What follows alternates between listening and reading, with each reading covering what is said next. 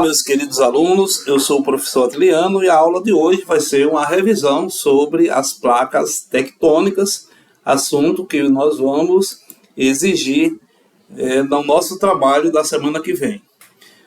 Bom, as placas tectônicas, elas estão compondo a litosfera e é aí que toda a crosta terrestre está apoiada, né?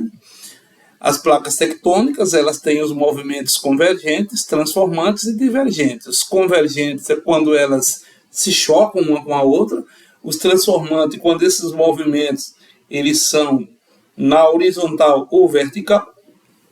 E as divergentes, quando as placas se separam umas das outras, ou seja, elas fazem sentido contrário uma das outras.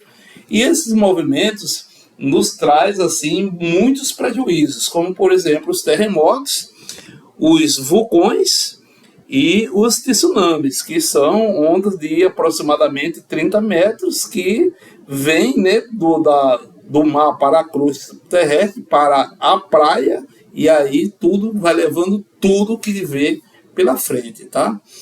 Então, algumas perguntas com respostas para que vocês estudem em casa com muita calma, tá? Os terremotos são fenômenos naturais que geram grandes impactos nas atividades humanas. Eles são gerados por meio de quê, né? Então, a pressão entre as placas tectônicas, como eu já falei agora há pouco, é quem forma a litosfera. Como é chamado o ponto geográfico onde se inicia o tremor de terra? Epicentro. Além dos terremotos, o choque entre placas tectônicas geram formações de relevo como os dobramentos modernos. Qual o nome da principal escala utilizada para a medição da força do tremor da Terra? É a escala Richter. São algumas das consequências em termos de estruturas civis causadas por terremotos. Coloquei apenas algumas aqui: destruição de residências, rompimento de barragens, incêndios na fiação elétrica, deslizamento de encostas, etc. Os terremotos acontecem geralmente com grande intensidade em determinadas regiões do globo. São países que registram abalos de grandes magnitudes, mas no Brasil não existe. Por quê? Porque o Brasil está na placa tectônica sul-americana, uma única placa, e essa placa, quando ela se movimenta em pequena quantidade, pequenos abalos, e o Brasil sente pouco isso, né? Muito pelo contrário dos nossos vizinhos aí, Equador e Chile, que estão em placas, e essas placas, quando se movimentam, assim trazem muitas tragédias para esses países e outros também. Em qual placa tectônica está localizado o território brasileiro? Acabei de falar, é a placa sul-americana. Qual é o nome do fenômeno natural caracterizado pela ocorrência de sismo no fundo dos oceanos? Esses são os maremotos. Um forte estrondo, uma nuvem espessa e escura de vapores e cinzas sobre o ar, uma pasta quente de 800 graus Celsius a 1250 graus Celsius, desce pela montanha. Isso é exemplo de quê, pessoal? Claro, né? Erupção vulcânica. Um som que vai se tornando cada vez mais forte. O chão treme e pode até rachar. Isso é o quê, pessoal? Terremoto, né? Uma onda gigantesca se aproxima do litoral e se projeta em direção ao continente com grande velocidade. Essas ondas podem chegar até 30 metros de altura. Isso é o quê, pessoal? Tsunami, né? Como os cientistas podem estudar o interior da Terra? Claro, né? Só por meio de vulcões e terremotos, que isso aí dá condições para os cientistas estudar o centro da Terra. Por que dizem que a litosfera não é contínua? Exatamente pelas placas tectônicas partidas, né, pessoal?